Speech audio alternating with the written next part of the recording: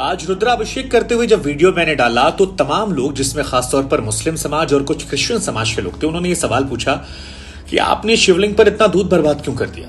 इससे बेहतर होता कि आप इसे गरीबों को दान कर देते।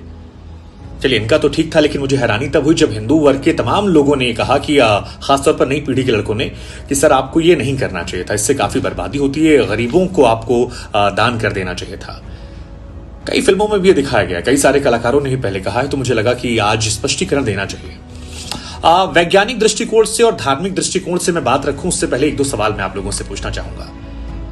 आपसे कभी किसी ने पूछा कि आप अपने बच्चों पर या माता पिता पर कितना पैसा खर्च करते हैं और क्यों खर्च करते हैं? नहीं पूछा ना। तो भगवान शिव हमारे आराध्य हैं, अपनी कमाई का अगर कोई हिस्सा उन पर खर्च कर रहे हैं तो आप सवाल पूछने वाले कौन होते हैं? और ये जो गरीबों वाले ज्ञान वाली बात है ना, ये आपको मजार पर चादर चढ़ाते वक्त नहीं आती, या चर्च में जो मोमबत्ती लगाते हैं, आप कभी आपने सोचा कि वो मोमबत्ती किसी गरीब की झोपड़ी में लगाकर उसको रोशन कर दें? नहीं ना।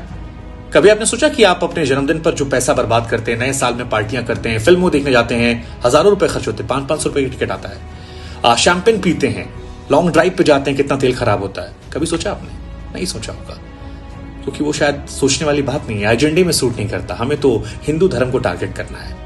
चलिए ठीक है, अब आते हैं धार्मिक और वैज्ञानिक दृष्टिकोण पर। विष्णु पुराण की माने तो भगवान शिव ने समुद्र मंथन के दौरान जब विष को ग्रहण करना शुरू किया तो उनका शरीर तपने लगा। देवताओं ने पानी पिलाया, असर नहीं किया। इसके बाद दुग्धाभिषेक करवाया गया, भगवान को राहत मिली, और तभी से यह मान्यता है कि दूध चढ़ाने से भगवान शिव प्रसन्न होते हैं और हम जैसे भक्त दुग्धाभिषेक करवाते हैं। खैर, इससे आपको क्या लेना देना। इसके अलावा क्या आप जानते हैं कि ज्यादातर शिवलिंग जो हमारे हैं वो नदियों के पास, कुएं के पास या समुद्र के पास हैं? क्यों? क्योंकि ऋषि मुनियों ने व्यवस्था की थी कि जब दुग्धाभिषेक करेंगे तो उसे इकट्ठा कर लिया जाएगा और उसे या तो गरीबों में दूध को बांट दिया जाएगा या फिर उसका चरणामृत बनाकर भक्तों में बांट दिया जाएगा। हाँ, ये सच है कि आक्रांताओं के आक्रमण करने के बाद कुरीतियां बदले वक्त में बदली, लेकिन धार्मिक मान्यता यही है। वैज्ञानिक दृष्टिकोण से क्या आप जानते हैं कि ज्यादातर शिवलिंग वहां पर है, खासतौर पर ज्योतिर्लिंग, जहां रेडियो एक्टिव एलिमेंट निकलते हैं और दूध, धतूरा या बेलपत्र चढ़ाने से उन्हें वो सोख लेते हैं। आपको नहीं पता होगा। खैर, एक और बात बता दूं आपको मैं कि हिंदुस्तान वो देश है जो कृषि प्रधान देश है। यहाँ पर कभी भी खाने पीने या दूध के सामान की कमी नहीं थी।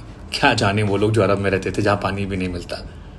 हिंदुस्तान की बात अलग थी, ये चीजें अवेलेबल थी। खैर, आपसे गुजारिश इतनी है कि इस वीडियो को शेयर कीजिएगा ताकि नई पीढ़ी को पता लगे कि ये वेस्टेज नहीं है और केवल एक धर्म पर निशाना मत बनाइए। उन कलाकारों को भी बताइए कि शिवलिंग पर दूध चढ़ाना धार्मिक दृष्टिकोण से, वैज्ञानिक दृष्टिकोण से कैसे सही है, और हम अगर अपने पिता, अपने भगवान के लिए कुछ करते हैं तो ये हमारा उनका निजी मसला है, इसमें किसी को बोलने का अधिकार नहीं है।